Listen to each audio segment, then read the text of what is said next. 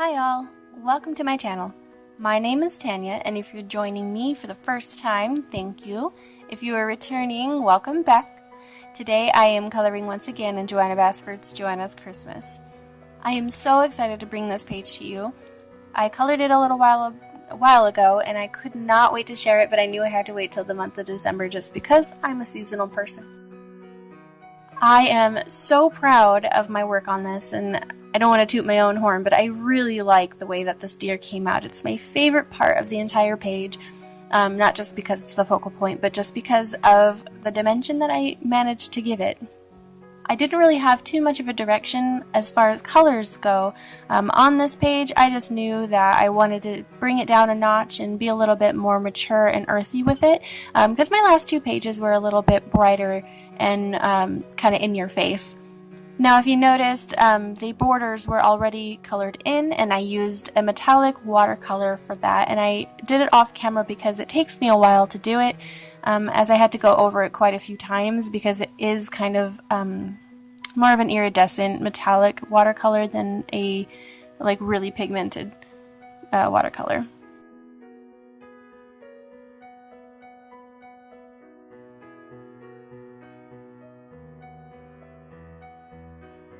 I told myself while I was coloring this to be a little bit more aware of my actual coloring, my shadows, my highlights, because I have a problem with that. I haven't really delved into the knowledge of shadow placement, where my light source is and all that, so I sort of guess most of the time, which doesn't always lend itself to my picture in the end, but that's something I do want to work on in the future and get better at. That way it improves my pictures.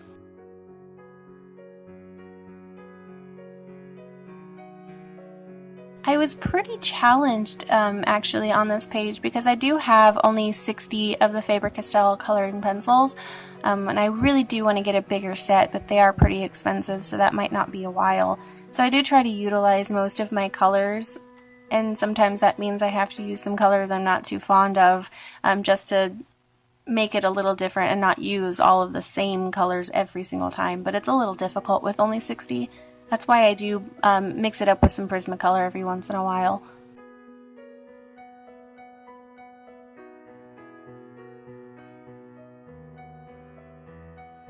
It's very interesting that so many people have tons of different styles for Christmas. Some people do the loud, red and green, and some people do the more muted, neutral, rustic colors. It's just really cool that there's so many different ways to decorate for Christmas these days.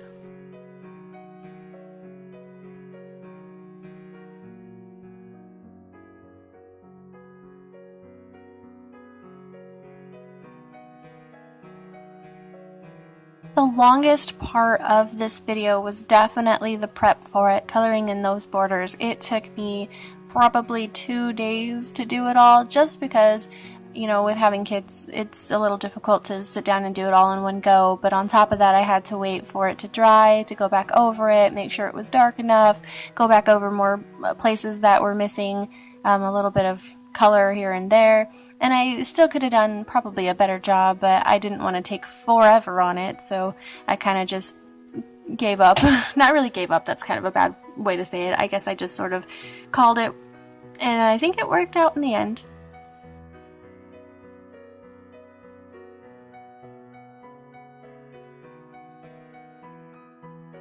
I think once I finish this book, completely every single page colored, I'm going to be so happy. I love nearly every single picture in this book. There are some that I could, be without, but, I'd still color them anyway.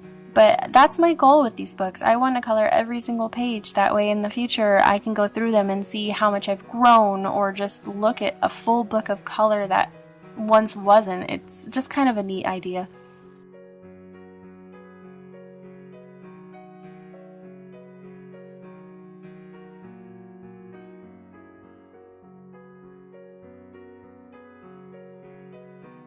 So I'm not doing too much for Christmas this year.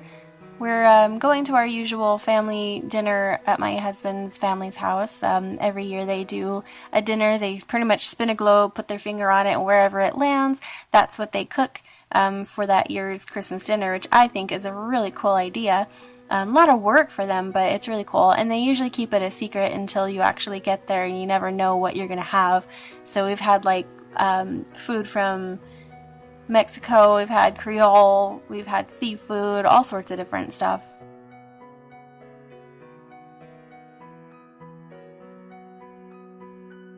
What are your family traditions? Leave a comment down below and let me know if you have any cool or quirky family traditions.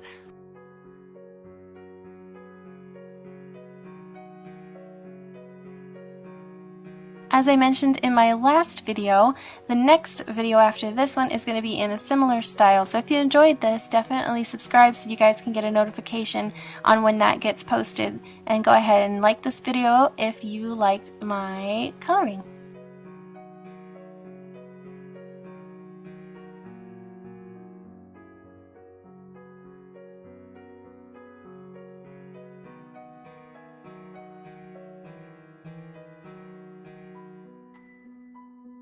I'm definitely liking coloring my shadows in with black on top of a dark color. I think it adds a little bit more of a depth to the picture that I wasn't getting previously.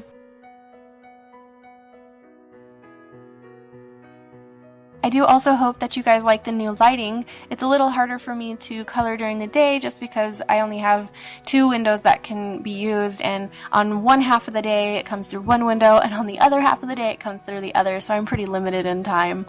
But I make it work.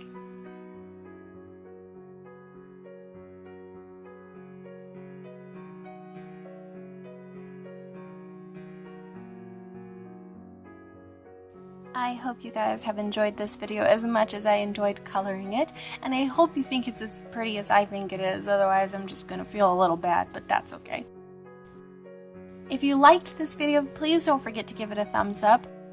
Subscribe if you would like to see more videos by me, and don't forget to hit that little bell so you can get notifications whenever I post. I do try to post weekly, but I can't make any promises. Once again, thank you guys for watching my video. I'll see you next time.